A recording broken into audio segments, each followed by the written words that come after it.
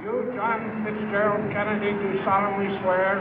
I, John Fitzgerald Kennedy, do solemnly swear. That you will faithfully execute the office of President of the United States. That I will faithfully execute the office of President of the United States. And will, to the best of your ability.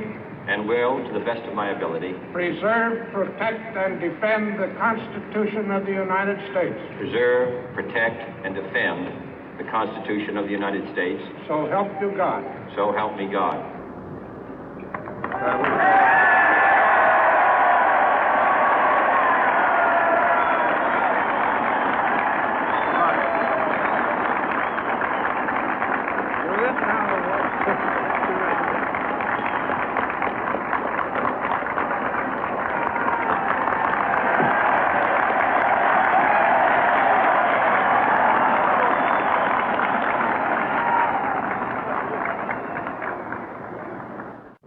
Vice President Johnson, Mr. Speaker, Mr. Chief Justice, President Eisenhower, Vice President Nixon, President Truman, Reverend clergy, fellow citizens.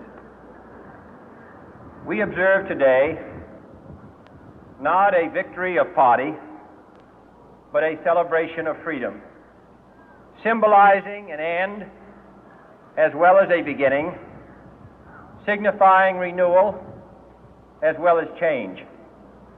For I have sworn before you and Almighty God the same solemn oath our forebears prescribed nearly a century and 3/4 ago. The world is very different now, for man holds in his mortal hands the power to abolish all forms of human poverty and all forms of human life. And yet the same revolutionary beliefs for which our forebears fought are still at issue around the globe. The belief that the rights of man come not from the generosity of the state, but from the hand of God. We dare not forget today that we are the heirs of that first revolution.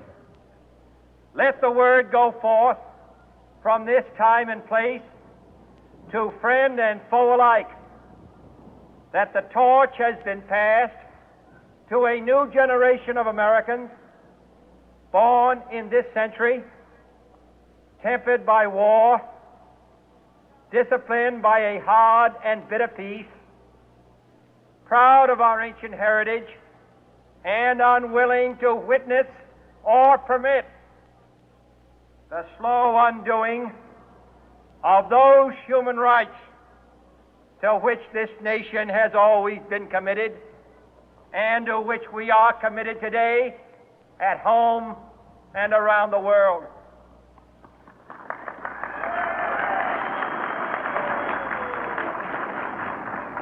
Let every nation know, whether it wishes us well or ill, that we shall pay any price, bear any burden, meet any hardship, support any friend, oppose any foe to assure the survival and the success of liberty.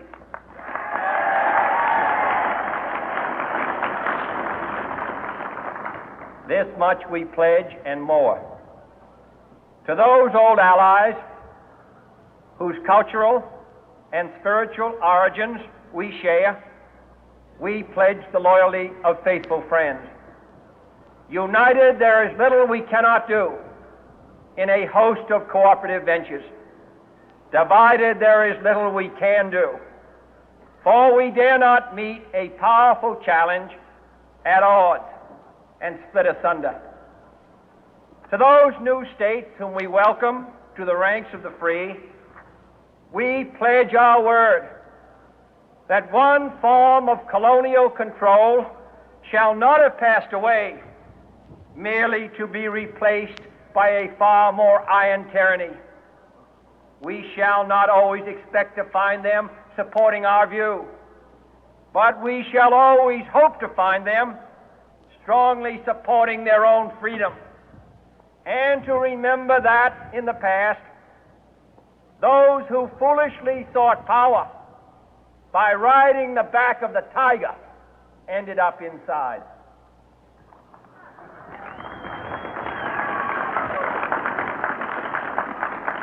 To those people in the huts and villages of half the globe struggling to break the bonds of mass misery, we pledge our best efforts to help them help themselves for whatever period is required, not because the communists may be doing it, not because we seek their votes, but because it is right.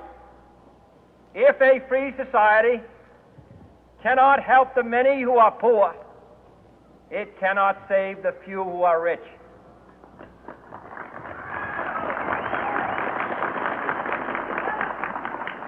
To our sister republics south of our border, we offer a special pledge to convert our good words into good deeds, in a new alliance for progress, to assist free men and free governments in casting off the chains of poverty. But this peaceful revolution of hope cannot become the prey of hostile powers. Let all our neighbors know that we shall join with them to oppose aggression or subversion anywhere in the Americas. And let every other power know that this hemisphere intends to remain the master of its own house.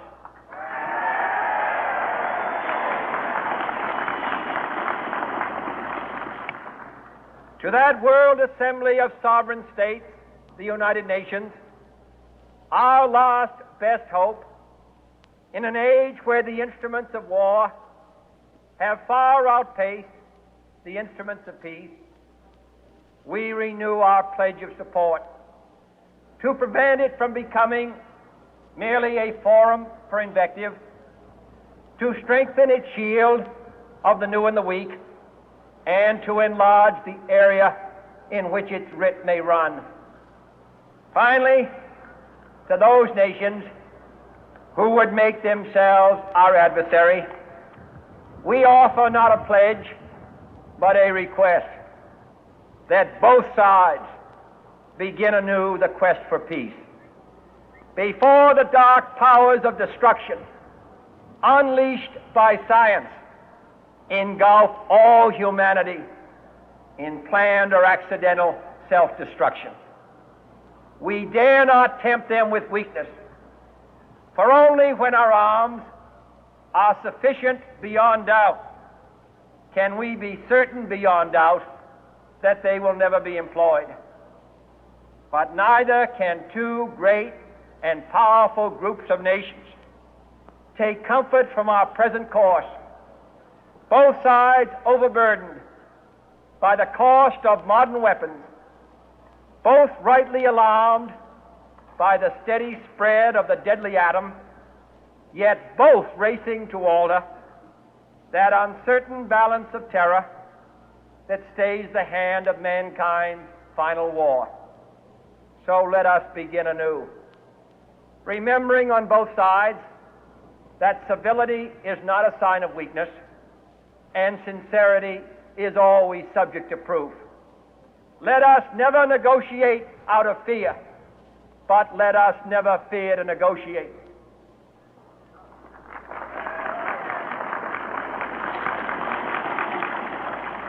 Let both sides explore what problems unite us, instead of belaboring those problems which divide us. Let both sides, for the first time, formulate serious and precise proposals for the inspection and control of arms, and bring the absolute power to destroy other nations under the absolute control of all nations.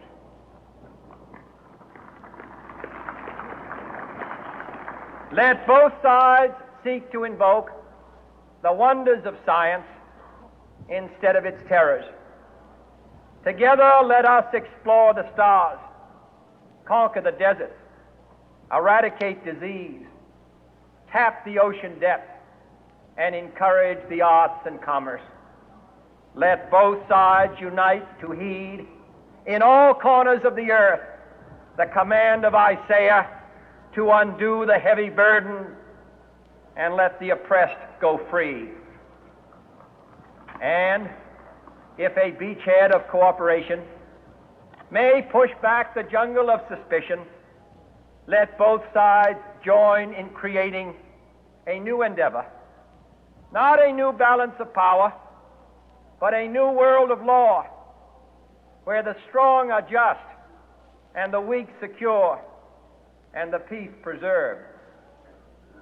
All this will not be finished in the first 100 days, nor will it be finished in the first 1,000 days, nor in the life of this administration, nor even perhaps in our lifetime on this planet. But let us begin.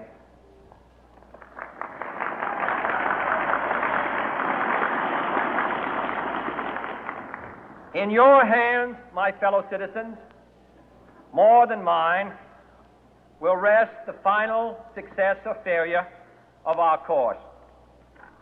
Since this country was founded, each generation of Americans has been summoned to give testimony to its national loyalty. The graves of young Americans who answered the call to service surround the globe. Now the trumpet summons us again, not as a call to bear arms, though arms we need, not as a call to battle, though in battle we are, but a call to bear the burden of a long twilight struggle, year in and year out, rejoicing in hope, patient in tribulation, a struggle against the common enemies of man, tyranny, poverty, disease, and war itself. Can we forge against these enemies a grand and global alliance, north and south, east and west, that can assure a more fruitful life for all mankind? Will you join in that historic effort?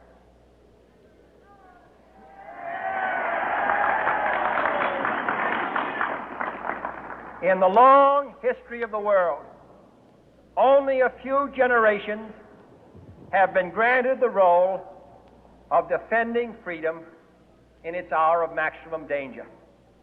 I do not shrink from this responsibility. I welcome it.